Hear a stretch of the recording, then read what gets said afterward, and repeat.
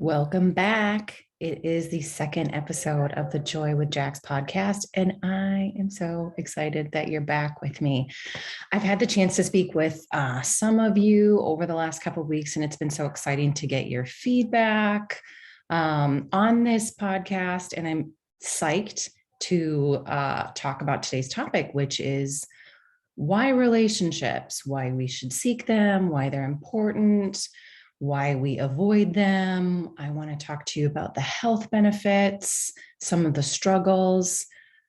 The reality is that for each of us to live a more deeper and joyful life, we need relationships.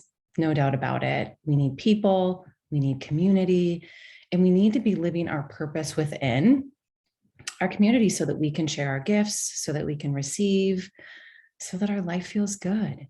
So today, the podcast is going to cover some of my experiences with this topic of relationships. And I want to talk to you about some of the resources that I've used in preparing for this and just in the overall work that I've done in my life. I want to share some of the things that hold us back in relationships. I want to talk about some of the health benefits, the actual research to show why relationships are so beneficial. And then I want to talk to you about this idea that's something that I practice in my life, which is about using relationships as a spiritual practice. I want to talk about some of the impacts of the lack of healthy relationships in our life. And if you stay tuned to the end, I actually am going to give you some coaching, which is so exciting. So if you're able to invest your time and energy into today's episode, at the end, I'm going to give you some questions to mull over to really help open you up and understand where you're at in relationship and where you want to go. And I also have a gift for you because that's just who I am. And if you're not able to listen to the end to hear more about the gift, no worries. You can check it out in the podcast notes below. So I'll give you the resource to that too. So let's dive in. One of the books that I read, I'm reading that I've picked up over the last couple of years is this book by David Brooks, and it's called The Second Mountain, A Quest for a Moral Life. And I want to walk you through the basic framework and share with you how it relates to my life specifically and explain to you how it probably feels really similar to yours in an instance as well. So the book called The Second Mountain is about this first mountain, and then it's about life's second mountain. So the first mountain is, it's us, it's our ego. It's the first kind of mountain that we achieve and climb in our life. It's a place where we have personal goals, where there's our accomplishments, our achievements. So it's all about this idea of self and all about the idea of ego. And I know a lot of times when we hear the word ego, it can be a negative connotation. And I want to just share with you that we all need an ego. We all have an ego for a reason. And it's important. So this first mountain is about really the development of ourself, of who we are, about what we want to do. And there's a lot of external accomplishment that comes with this mountain. So oftentimes people get to the first mountain and things are fine. And then something happens where it's like, I'm not really getting all the happiness and fulfillment that I want in my life. And so they might end up in the valley. And I am very familiar with the valley. It's also what I call my dark night of the soul. So it's the time when I left my corporate job. It's a time when I left my long-term relationship and I stripped myself of these ego definers and I was in the valley, and there's a ton of freedom that's in the valley. There's a ton of options when we're in the valley. There's endless opportunities when we're in this valley. And that can be really challenging. And that's one of the things that David Brooks talks about in this book is how when we're in the valley and we have all of this freedom, it actually really sucks. It's really difficult to make decisions when we're overwhelmed with options. And so he introduces this concept of the second mountain. And the second mountain is where we're really able to transcend beyond just ourself, just beyond just our ego, and we're able to really serve and support others. The second mountain is the mountain where we're filled with wonder and gratitude and hope and connection. So if we think of the first mountain as our ego, the thing that we do kind of initially in life, the second mountain is all about transcendence. It's about getting in touch with the heart. It's about getting in touch with our soul and getting in touch again with relationships, which are the thing that really bring us to life.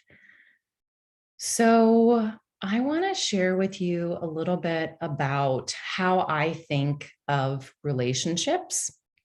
And I like to think of it in terms of there's you, an individual who's whole and complete as you are, and you have your own sets of ideas and thoughts, beliefs, values, of actions that are important to you.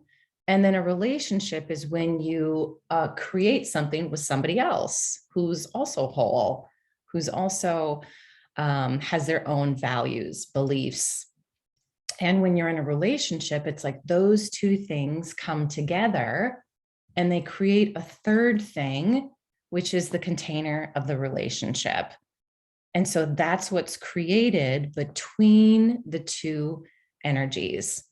So that's how I think of relationships. You can have a relationship with a project. You can have a relationship with your business. We also have the relationship with ourselves. So I want to talk a little bit too about what are some of the things that are holding us back when it comes to relationships. So there's a ton of things. I'm sure you can think in your mind about your personal experience and the things that have held you back from connection in your life. But overall, what I see is a couple of different categories. First, it's our personal challenges, our personal setbacks, our personal experiences. So if we've had heartbreak, which we all have in relationship, there are times that that can hold us back. The experience is holding us back from being able to move forward. So we've all got these personal challenges. We've got mindset challenges, which they are unique to the individual, but they're also really unique to, if you are a man or if you're a woman, there's different challenges that come with that. And some of the mindset challenges aren't even of our own mind. They're actually ideas that happen in the culture, or it's rhetoric that we have heard that really charges how we think potentially about the opposite sex or about the sex that it is that we're pursuing.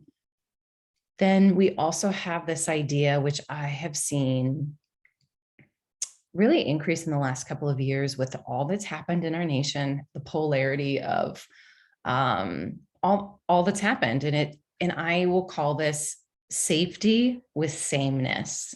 We have this idea that other people need to believe the same thing that we do, or it's not safe, right? It's like we want to judge somebody else for what it is that they think or what it is they believe or how it is that they voted.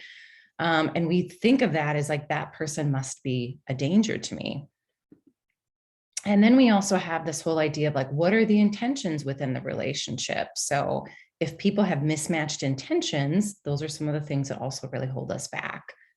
So I want to walk you through what some of these mindset challenges are, some of these cultural challenges are that we are faced with. And I'm going to first do it specifically with women, since 75% of my audience is women. And the first thing that I think is incredibly dangerous is this concept of, I don't need a man. I don't need a man. I can do everything on my own. Basically, this idea of like having a man is an optional thing. And sure, that's true. Like you don't technically need a man. You can go grocery shopping, you can have your own job, you can pay your own bills. But I want to pose this question. Do you want to survive or do you want to thrive? Another mindset problem that I see is that there's no good men, right? There's no good men left. There's no good single men. All men cheat. And so again, this is a mindset. So if you enter relationships from this perspective, it's not a healthy place to be. And I want to challenge you in terms of the equivalent for women would be if men were saying, there's no attractive women. All of the attractive women are married or in relationship. So there's no good men. All men cheat. Not true. And there's no single attractive women. Also not true. So these are some of the things that we get caught up in if we don't double click on our thoughts and don't double click on our emotions, and we take these ideas and we store them in our body as facts. And so it's important to look at what we're thinking and challenge those things, and also look for proof that shows that that isn't true. Another thing I see a lot is this idea that I'm a prize, right? Like I'm a prize, I'm a goddess, I'm a queen, which yes, absolutely you are. And so is he, right? So whoever you're seeking, if you think that in you, there's this goddess, this queen, this divine being, then it would be important for you to also treat the people that you're interacting with in that same way. So one of the problems that I really see is that women are really sacrificing our relationships, our ability to be in relationships for success.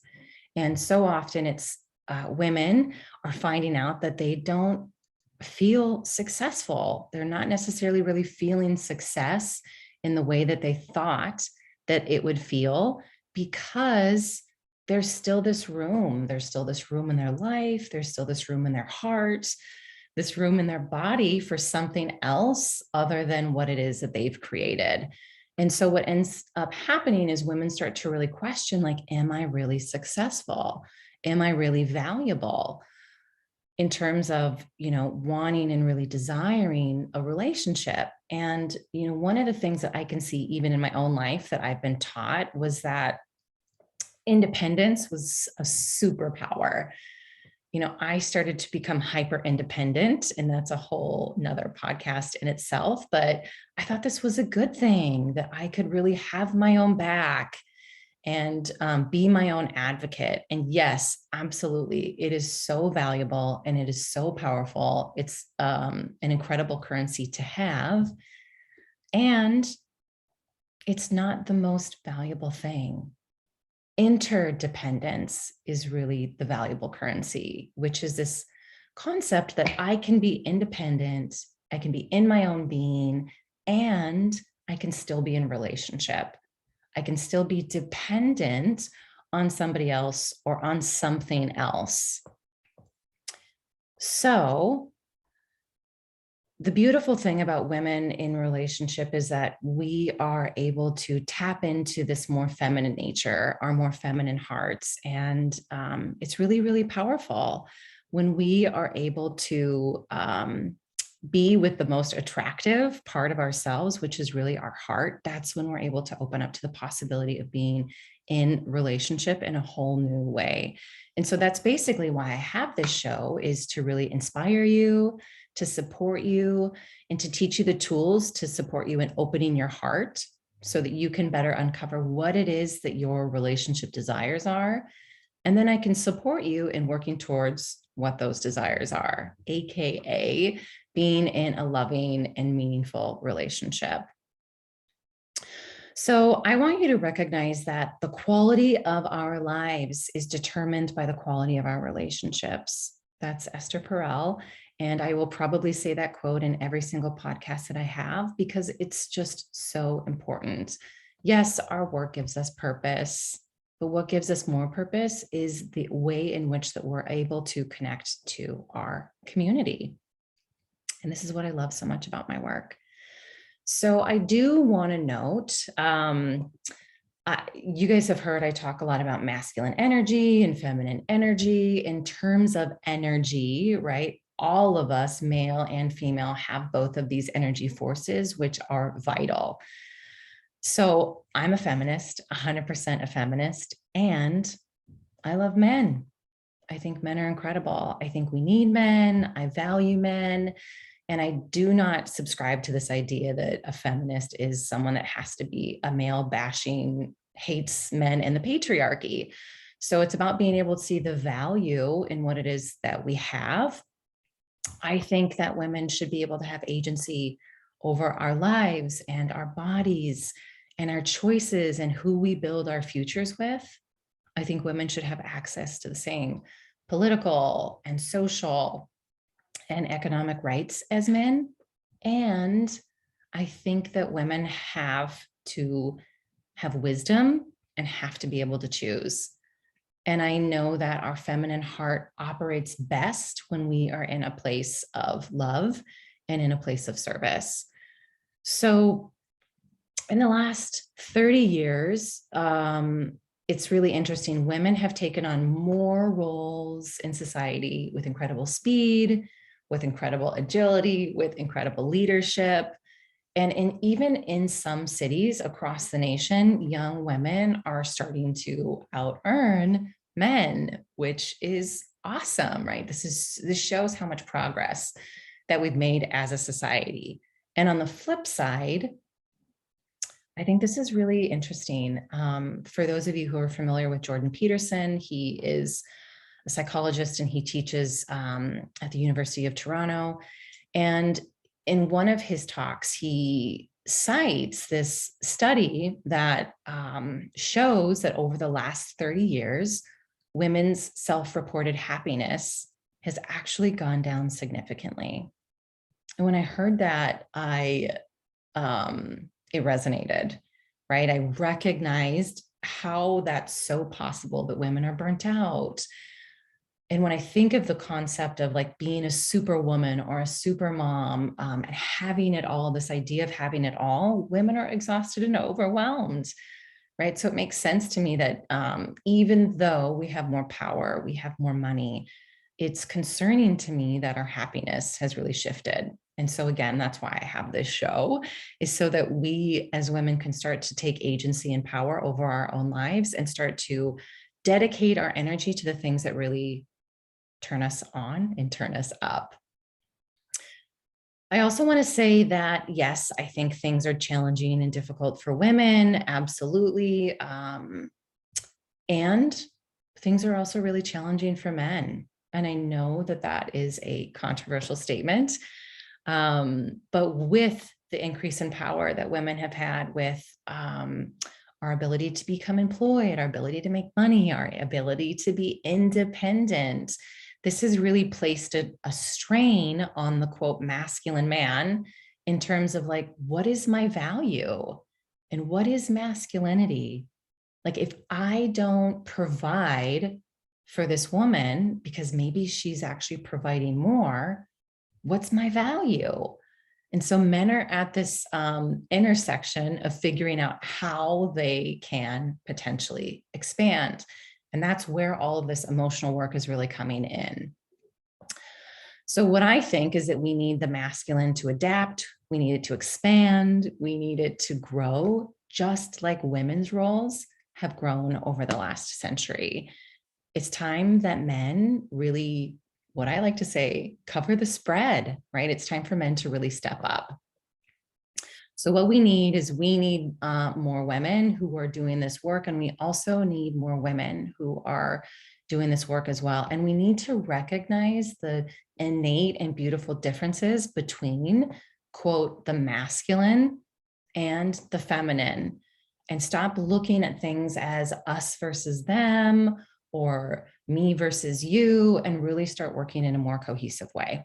So if you're a man who's listening to this and this really resonates with you, reach out to me on Instagram, on LinkedIn. I'd love to share with you some resources of men who are doing some really phenomenal men's work in that space. I'd love to share that with you. So now what I would love to talk to you guys about is some of the health benefits of strong relationships. And I know I mentioned this quote once before, but I'm going to mention it again. But Esther Perel says, the quality of our lives is determined by the quality of our relationships. And the fact is that the number and the depth and the strength of our relationships affect the health of all four of your bodies.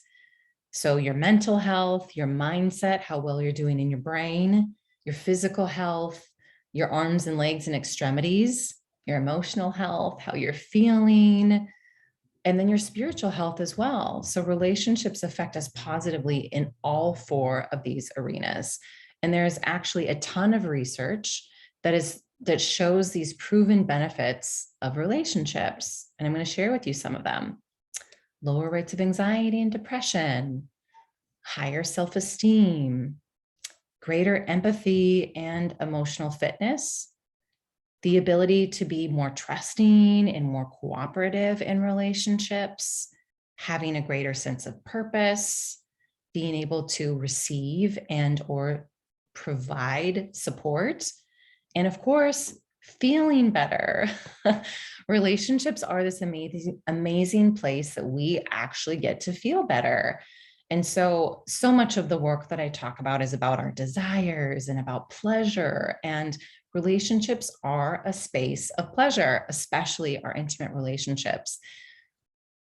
Post-COVID, post the world being so different, and post-isolation, this is just such an important, physical intimacy is such an important part of the puzzle. And so many people are also really missing out on that. And so the reality is that healthy and strong relationships also really have this ability to strengthen our immune system. They help us recover from the disease. They even lengthen our life. So there's so many benefits to relationships. And I even think of the aura exchange or the energy exchange that happens when you are engaging and interacting with people that you really enjoy, with people that are adding value, with people that are filling your cup. There's an actual energy exchange, right? You might be tired and then you're with a friend or a lover, someone that you really care about, and they're able to fill your cup. And when you leave that interaction, you actually feel better than you did when you came out, than when you came in. And so these things are all incredibly important as an individual, as somebody who wants to grow.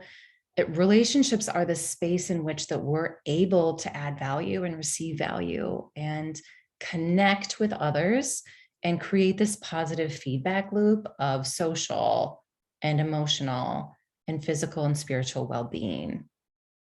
So now what I want to talk to you guys about is this idea that relationships are a spiritual practice. And so this is one of the ways in which I have really been treating relationships over the last 3 years. So I unconsciously for a long time was using relationships as a way to, just kind of fill this hole in my life. In the last episode on the podcast, I did share with you guys that my dad had passed away when I was in my early 20s. And when I look back at that time, it was such an important time as a young woman. It's the time in which you start to create relationships outside of the home. And so losing my dad was a big shake in the foundation of my world. And so I didn't really know what to do with that. I didn't know what to do with that loss. I didn't know what to do really with any of that. And my dad was also a pastor. And so when my dad passed, it was also like my relationship with God really shifted. And there's a lot of different reasons for that. And I'm going to share with you just the basics of that. Is that, my dad had gotten sick with a chronic liver disease, and he was diagnosed in his 40s. And I found out, I think it was either my freshman or sophomore year in college. And the way it was explained to me was that, my dad had this illness. He was going to get this treatment and he was going to be fine, right? Like he was going to get through it. And so I trusted my dad and my mom and what they were telling me, and was just like, Dad's going to get through this. And so I never really considered what would happen if he didn't. I didn't really understand what the stakes were. And so through that experience, my dad did not survive. It shattered my world, and it shattered how I thought of my relationship with God, how I thought of my relationship with the masculine. And so my dating journey really reflected this, reflected the abandonment, that loss of security. So if you're wanting more on my dating journey, go back to episode 1. That's where I talk a little bit more about that. But I made unconscious dating decisions for a very long time. And it's actually through the self-development work that I've done over the past 3 years specifically that I was able to unpack, this trauma of losing my dad, understanding more of my family of origin wiring, my conscious understanding of what it is that I really want, what it is that I need, and what it is that I desire in a relationship. And so now the way that I look at dating, the way that I look at relationships, the way that I look at friendships, even the relationships with my family, is that I look at that person as if they were a god. So, what if you looked at each person that you interacted with as if they were a god or a goddess? Or what if you looked at them as if they were a piece or an extension of yourself? And I think this is such a beautiful way to look at relationships, because it is an exchange in terms of, ooh, now I can be a student to this person. And there's also a way in which that I can potentially be a teacher. And so no matter the relationship that we have, there's always learning. And so when we look at relationships in this way, as this sacred practice, this spiritual practice, and we reflect on our interactions, we actually start to learn a lot. We start to learn a ton about ourselves. We start to learn a ton about the other person. And so this is the spiritual path of relationships. Most people think of the spiritual path as going to church or going to temple. They think of the spiritual path as prayer or meditation. Maybe it's hymns or chanting. But how I look at my spiritual practice is I look at it as daily interactions with humans all day long. And those humans also include myself. How do I think of myself? How do I treat myself? How am I observing myself? How do I talk to myself? So some people have spiritual rituals in a different way than how they actually show up in their lives. So I'll use an example, and I don't know if this is true, but if Adolf Hitler was to go to church, this is a perfect example, right? He's saying, oh, this is my moral compass in one way of my life. This is how I show up. But how he's actually living his life proved to be much different. So the beautiful thing about practicing relationship as a container for your spiritual practice is that other people get to taste or see or experience the God in you, which I think is so beautiful. The process of spiritual development and starting to create conscious relationships aren't necessarily separate, right? They can be this thing that are done together. So church and chanting and meditation, these are all optional practices, but they can also feed you in a way as well. But I think that the spiritual ritual of looking at relationships as a way to practice our spirituality is really essential. I think how we listen and how we understand, how we observe and how we respect, how we honor and support the people that we interact with shows a lot about who we are and about how we think of other people.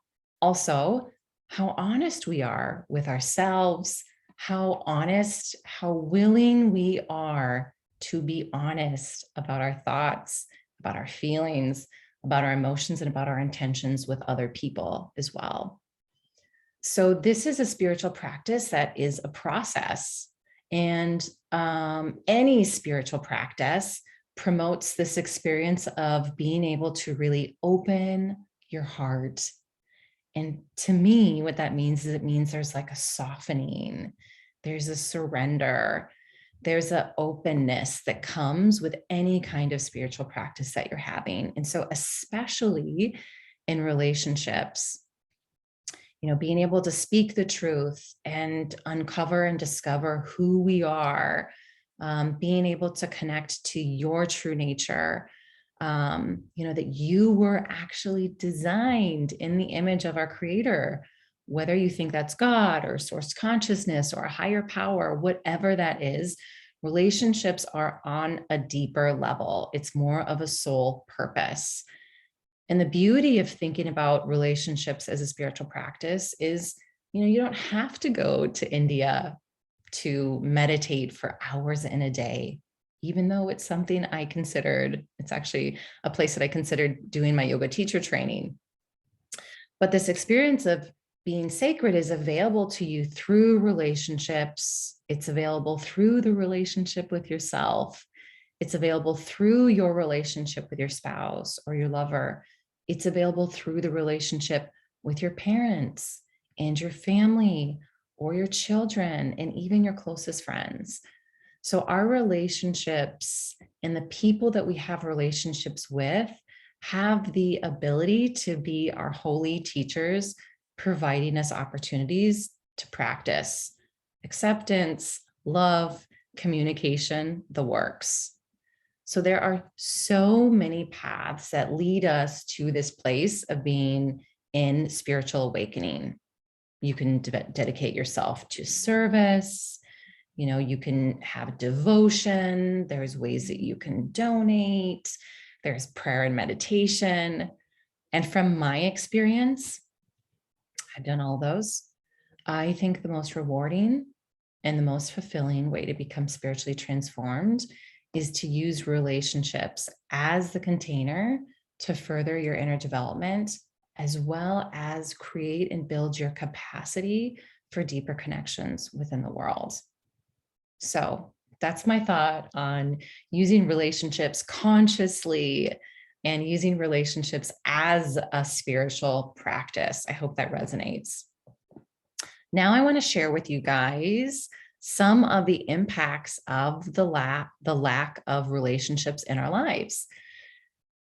The number one effect of lack of relationship is literally loneliness. And loneliness is actually a killer. It literally is a killer. I'm going to share with you guys some statistics. There was these two analyses that were done at Brigham Young University in Utah that revealed that loneliness and social isolation actually increase the risk of premature death by up to 50%. The team also found that the risk of early death associated with loneliness, social isolation, and living alone was actually equal to or greater than the premature death associated with the risk of obesity and other health concerns. So just to simplify that, it's basically saying that loneliness is actually more dangerous than obesity. So according to the survey from the AARP, about 35% of adults who are over 45 categorize themselves as lonely. And so the interesting thing about this is that doctors are actually saying that we are in the midst of a loneliness epidemic, and especially with the increase of technology, the increase of the digital nature of our world, we are becoming more and more disconnected. So I want to talk to you a little bit about how loneliness is actually choking the world. So loneliness, yes, we've determined that it's dangerous. About a third of people are experiencing this over 45, but what does it actually do to us? And so I'm going to share with you some of that. And loneliness, it disrupts our sleep patterns. It elevates our blood pressure. It is linked with an increased level of cortisol, which is our stress hormone. So our ability to regulate our system is less because we have additional amounts of cortisol and adrenaline that are in our system at any given time. This also affects our immune systems, our overall sense of contentment. Loneliness is also a huge risk factor for avoidance, antisocial behavior, for depression, and even for suicide. There's also links to obesity being a result of loneliness, of chronic inflammation, of overall high blood pressure. So as people age, they actually tend to get more and more vulnerable. But what's so interesting is our young population, our youth population, people who are in their teens, they are the ones that are also really struggling with loneliness. And the reality is that no one is immune to it. So what's the cure to, defeating loneliness? Well, one of them is to start to create deeper and more meaningful relationships. So how do we do that? So I want to walk you through some of the ways I want you to think about your social network. It's important for us to have varied social networks. So ideally, you've got people that you really enjoy working with, right? So maybe coworkers, that particular network. You live by people that maybe you enjoy spending time with. You have family connections, you have friendships, you might have additional networks, whether it's a professional network, whether it's a religious network, whether you're working with a nonprofit, maybe it's your gym, or for me, it's like your yoga community. So the number one way to cure loneliness, along with doing the work, is to get into relationships. So I want to talk a little bit too about this idea that it's really important to recognize that everyone feels lonely from time to time, right? It's important for us to recognize that loneliness is never a feeling that you're going to get rid of. Even if you're in the most amazing relationship, there's going to be times in which you feel lonely, and that's totally normal. It's totally okay. But the best place that we can cure this loneliness is to have secure attachment. And I'm actually going to do an episode that's totally dedicated to attachment theory. But I want to talk a little bit about secure attachment today. And the best way that we can create this secure attachment is to hashtag get a boo, hashtag get a bae, right? Is to grow with somebody. So when we're able to create a secure attachment, specifically with a partner, it's an amazing way for us to grow. It's an amazing way for us to heal. And it's an amazing way for you to feel good most of the time, while you also really get to look, while you get to learn and grow and communicate with somebody else. So creating secure attachment is one of the things that really supports us in healing. And so working on this idea of working in conscious relationships or in sacred commitment with somebody, this is literally the juice that will heal the world. Relationships are the juice that you need to keep you happy and to keep you healthy. So if you're wanting a happier, healthier life that feels more on purpose, the best place to start is to focus on relationships. So I talked a little bit earlier about our past experiences, our past conditions, things that have affected us in the past that shift how it is that we show up now. And I want to talk a little bit about this concept of being broken versus being broken open. And so if you're someone that has experienced heartbreak and you're listening to this, I see you and I know what that feels like.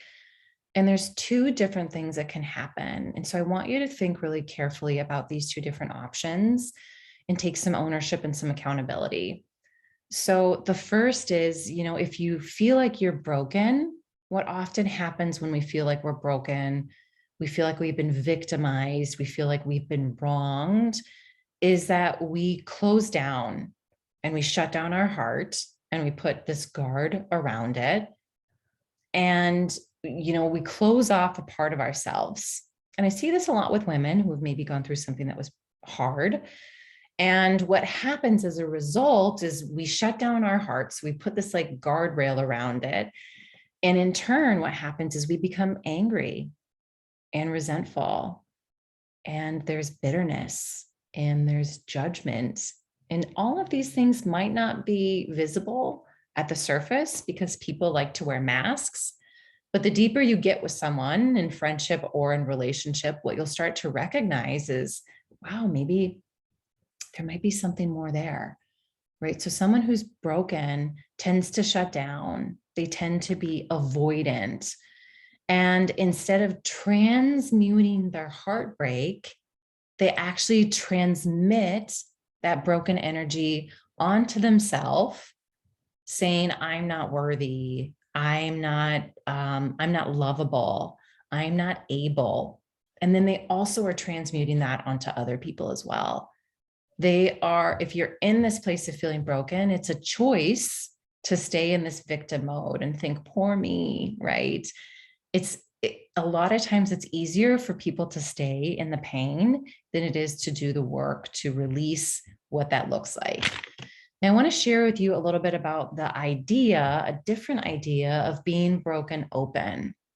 So I really relate to being broken open, and I relate to being broken because I think that being broken is a part of the journey to becoming broken open. So being broken open is quite different. It's this place of, instead of transmitting that broken energy, they start to transmute that broken energy. So what that means is they start to see the heartbreak as purpose to something else, to something greater, to something bigger. They start to use the heartbreak to build towards something that's actually much more in alignment with what they want versus where they were. So what I do want to say is, if you are broken open, there's a shift and a change, and it's an opportunity to really turn our pain into purpose. And it's an opportunity to use that valley that I talked about at the beginning of the show for a place of clarity, so that you can use it as a springboard to hop up that next mountain, to get onto that second mountain. It's this idea of like, let me use my pain as my art. So the question to really determine if you are feeling broken or if you're feeling broken open is, does your loneliness inspire you to try to connect more meaningfully? So I'm going to ask that again. Does your loneliness inspire you to try to connect more meaningfully? Or does it keep you shut down? Does it keep you small? Does it keep you safe? And, this idea of, quote, safety, when we're in that mindset, really is about like, I don't want to get hurt anymore. And when you're staying in that place of being hurt, you're actually already hurt. So the challenge is moving on from the place of being broken into a place of more possibility. And it doesn't matter what relationship you're in, a friendship, a romantic relationship, your heart's going to get broken. Things are going to happen that do not feel good. But does that inspire you to try to reconnect, or does it inspire you to want to sit in your pain? So if you're not sure, if you're like, I feel like I'm kind of broken, then I want to encourage you that maybe it could be an opportunity for you to think about why, and potentially look into a mental health practitioner who can really support you in moving past the pain and the healing that you need to do. And if you're feeling like, I am broken, but I'm also in limbo and I'm ready to be more open, I want to be more open, but I don't know what to do from here, you're my person. You are my person. And I would love to have a conversation with you about you and your relationships and what it is that you're struggling with and what it is that you want. So On our path to awakening, to an awakened heart, nothing is more challenging or rewarding than the path of committed relationship, than this path of deep intimacy and allowing ourselves to get to the place that we want to share that with somebody. So being in conscious relationships is what gives us insight into our own shadow, which I describe as the parts of ourselves that we do not want to acknowledge that they exist. It's the parts of ourselves that we want to deny, that we want to avoid, and that we want others to avoid as well. This has been the most challenging work of my life, and it's been the most rewarding. So awakening to myself and then committing to awakening with others goes far beyond the possibilities that are available to us in traditional relationships like marriage.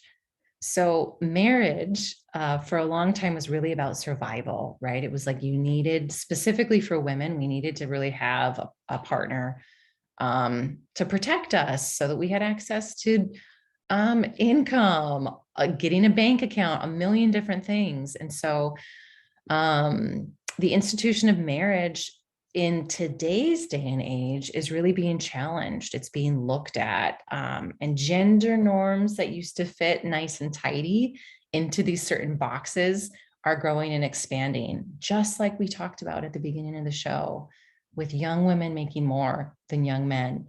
This throws a wrench into how we relate and how we're able to show up for each other, and what the value of the masculine is and what the value of the feminine is. So marriage is one way to look at unions, but there's also this idea of having this sacred union, which is beyond, which evolves beyond the idea of marriage. So I want to really say that it's not about abolishing the masculine, it's about evolving it. And it's not about abolishing the feminine, it's about evolving it. Both of these things are evolving and integrating.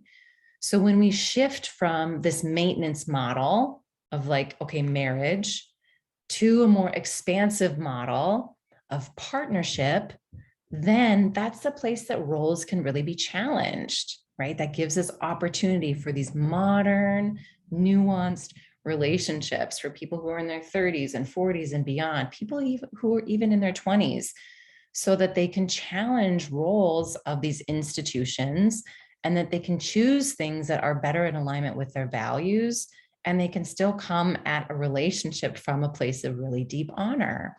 So this moves us from just, quote, commitment to actually creating security, to a commitment of honoring the truth.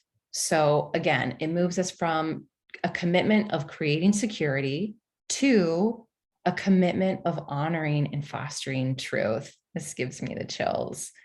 So we can move from codependence, where we're codependent in a relationship, to this idea of interdependence, where I can be independent and dependent at the same time. This way of thinking about relationships allows us to move from controlling each other to trusting one another, from manipulating each other for our own selfish outcome to integrity. It moves us from tolerating our partners to a place of really joyful interaction. And it moves us from a place of separateness to connection. So this is why I do the work that I do. This is why I'm inspired by it. This is why I desire to continue to learn about relationships, about women, about men, about the masculine, about the feminine, about our energies and our biologies, so that we can get to know each other better and better. This work is Tantra. So, as I promised, I want to give you some coaching. So if you're listening to this at home and you've got a journal handy, amazing, I want you to grab it. Or if you're listening to this in the car, amazing, you can do that too. So I'm going to go through and I want to ask you some questions. And if you're in the car and I'm going to ask these questions, just maybe pause after I ask one and give yourself some time to marinate in what you think the answers are. And same, if you're at home, you've got a journal, pause in between and do some stream of consciousness writing about where you're at. So the first question I want to ask you is, how would you rate the relationships in your life? So 1 would be awful, terrible, I have none. And 10 would be, I couldn't ask for better relationships. So question 1, how would you rate your relationships?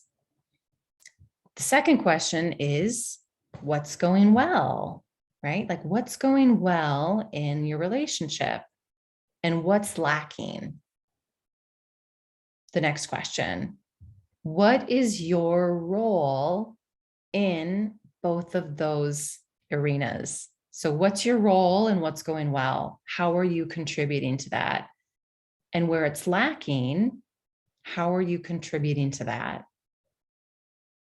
My next question, what have you been projecting onto other people? And what's been projected onto you?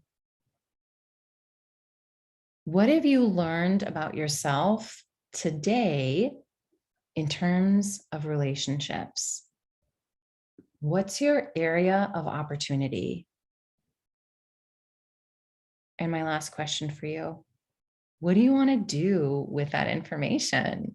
What do you want to do with it? Now that you know a little bit more about yourself, about where you're at in relationship, about what's going well and what's not going well, what do you want to do with that information? So I want to share with you my wish for you. And my wish for you, wherever you're at, is I want you to relate. I want you to reflect on what's been holding you back from opening your heart and connecting. I want you to be brave and vulnerable. And I want you to know that you are okay to truly be yourself. And when you are, you're going to attract the right people.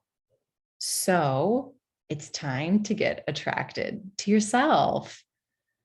I want to share that in my upcoming episode. So next time, I had plans to talk you through some of the most common relationship hangups. I want to give you prompts. I want to give you questions and I want to give you tools. But I also really feel like I need to talk about attachment styles. As I was preparing for today's episode, it was like attachment theory kept coming up and it keeps coming up. And it's such an important arena. So next episode might be on attachment theory, or it could be on the 5 most common relationship hangups. But either way, I've got a locked and loaded season for you. I'm so happy you joined me this episode of the Joy with Jax podcast. I think I'm going to start calling this the Joycast. Thank you so much for joining me. I hope you've learned a ton, and I hope you left a little belief behind that was holding you back, that's not serving you. And I hope that you're able to walk away from today's episode with a tool to deepen your life with joy. Until the next time, I can't wait to see you.